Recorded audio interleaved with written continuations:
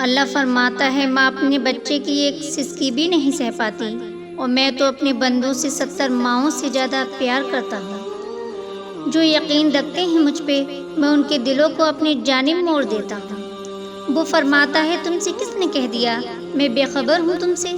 میں تو تمہارا آسمان کی جانب منہ پھیر پھیر کے دیکھتا ہوں، میری رحمت سے مایوس نہ ہو۔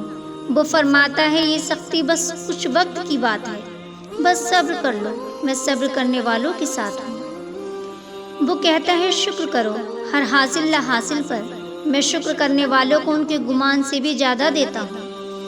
وہ فرماتا ہے سکون بھی میرے اختیار میں ہے اور بے سکونی بھی، جو مجھے راضی کر لیتا ہے میں بھی اسے مطمئن کر دیتا ہوں۔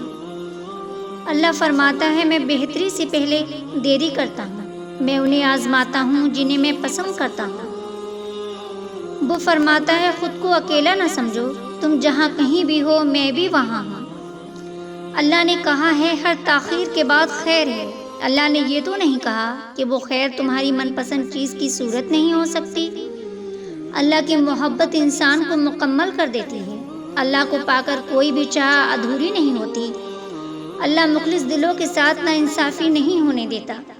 جب تم ان چیزوں کے پیچھے بھاگنے لگتے ہو جو تمہارے لیے بہتر نہیں ہوتی، تب اللہ ان کی حقیقت تم پہ کھول دیتا ہے۔ دعائیں کبھی بھی رد نہیں ہوتی، بس قبول ہونے کا انداز الگ ہوتا ہے۔